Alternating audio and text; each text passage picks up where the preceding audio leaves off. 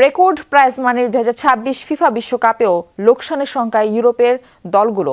যদিও এবার চ্যাম্পিয়নদের জন্য $50 কোটি আর গ্রুপ পর্ব থেকে বিদায় নেওয়া দলের জন্য বরাদ্দ রাখা হয়েছে অন্তত $1,05,00,000 বিশাল অঙ্ক।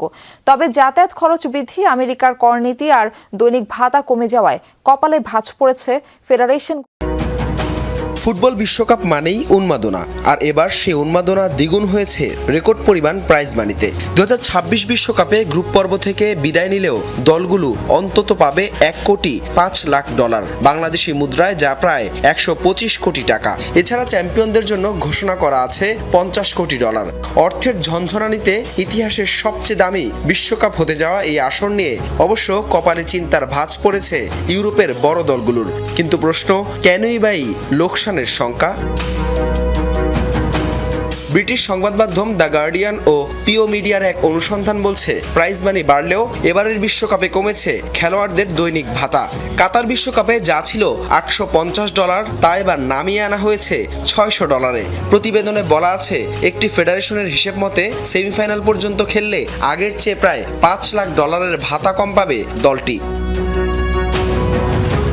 শুধু এখানেই শেষ নয়, যুক্তরাষ্ট্র, কানাডা ও মেক্সিকোয় অনুষ্ঠিতব্য এই বিশ্বকাপে ভৌগোলিক দূরত্বের কারণে যাতায়াত খরচ, থাকা খাওয়ার খরচও বাড়বে আগের চেয়ে অনেক বেশি। তার উপর ডলারের বিপরীতে ইউরোপীয় মুদ্রার মান কমে যাওয়াতে দুশ্চিন্তায় ইউরোপের দলগুলোর।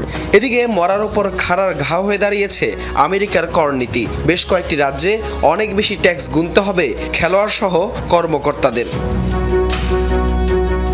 এবারের বিশ্বকাপে প্রতিটি দলকে অংশগ্রহণ বাবদ $90 লাখ এবং প্রস্তুতি সহ অন্যান্য খরচের জন্য $15 লাখ দিচ্ছে ফিফা। ইউরোপের দলগুলোর হিসেব মতে তারা যদি গ্রুপ পর্ব থেকেই বিদায় নেয়, তাহলে ফিফার দেয় $1,05,00,000-এও মিটবে না পুরো খরচ।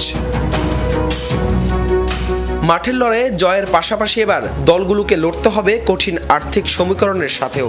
তাতে লাভের চেয়ে লোকসানি দেখছে ইউরোপের ফেডারেশনগুলো।